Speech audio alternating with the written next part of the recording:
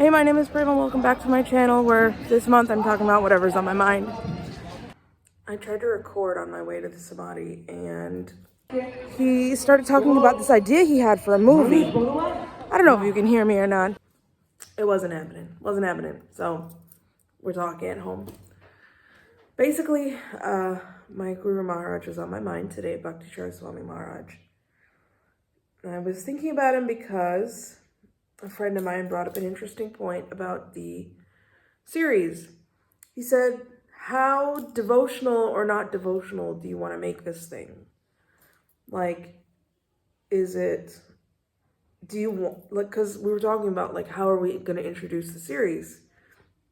What's the theme song? What's the first song? I said, well, in my mind, there's a specific song I heard, and it matches really well with the mood of that first scene. And I played it. And then he was kind of like, but this is not a devotional song. And I was like, so? Like, who cares?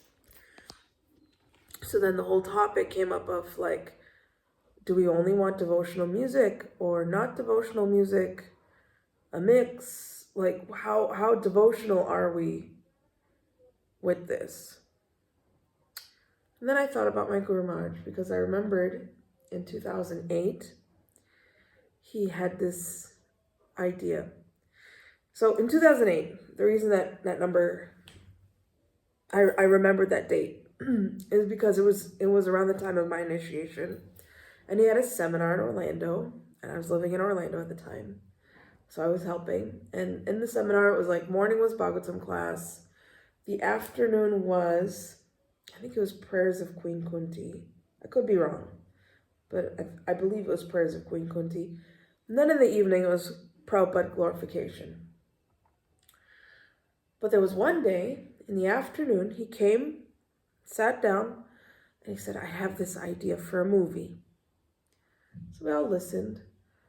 And the idea was something like about an Indian-bodied person who was educated in the West, comes back to India, and he becomes a teacher, but he exposes a corrupt education system.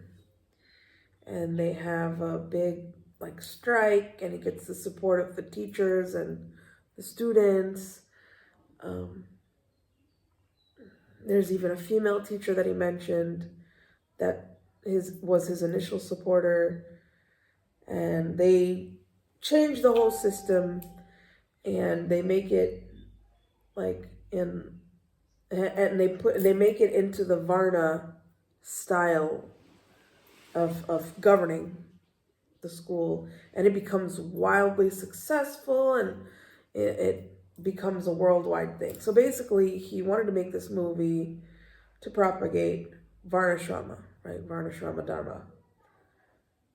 And the reason this came to mind is because this is not a Krishna conscious movie, right? It's about Varnashrama. Varnashrama doesn't really have anything to do with Krishna consciousness.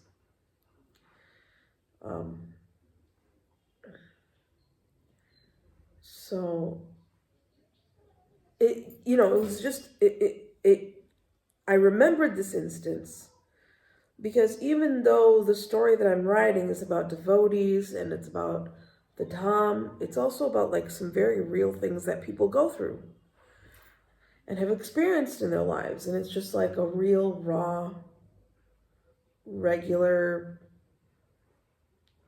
human experience. So I think if my Guru Maharaj saw the movie, he would like it. I think if he saw what I was doing, he would say it was okay. Because we're bridging here, I'm trying to do something where people can see our lives and see who we are and to connect with them on the human level, on a mutual level. The things that non-devotees experience are the things that devotees experience. The only difference is that we have Guru Sadhu Shastra to help us through whatever we're going through. And that's in essence what the series comes to. is how does our Krishna consciousness come into play when we deal with real life situations in a comedic way also. So the movie is not, the series is not too devotee, you know, it's not, because I really, you know, I still doubt myself. I hate that I do this. Because I was like, you know, I really should have just done something devotional. I would have gotten a lot more support from the devotee community to be in it and to help out with it. But my heart wasn't there, you know. And it was just interesting to me that my Guru Maharaj wasn't like, yes, and now we're going to make a movie about Krishna kidnapping Rukmini, or we're going to make a movie about Agasura, or we're going to make a movie about Lord Ram. He wanted to make a real movie about real people having, you know, some kind of situation happen to them and how they chose to overcome that situation. So I think there's nothing wrong with what I'm doing. I think in the end, I'm finding a funny and interesting way to glorify Krishna, Prabhupada, the devotees, the Dham. And if there's some regular non-devotional music that can, you know, illustrate the feelings that are being portrayed in the video, I think it's okay. I think it's okay. So, and then I thought it's important today to go to see my Guru Maharaj and get his blessings.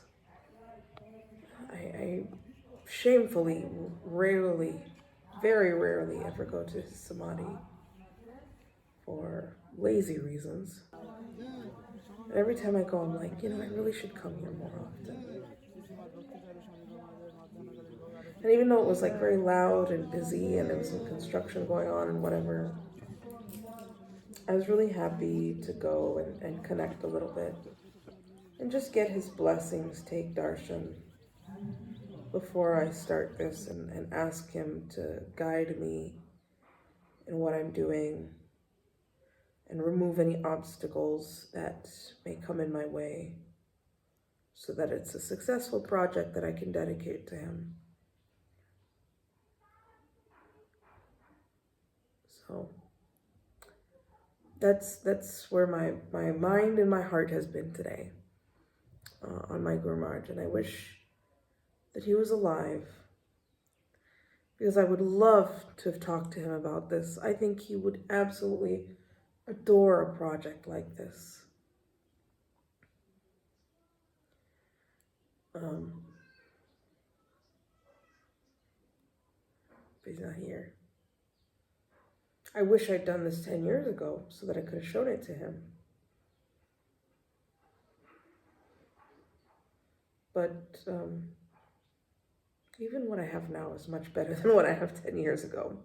This wouldn't have been as good 10 years ago. I don't think he would have appreciated it as much.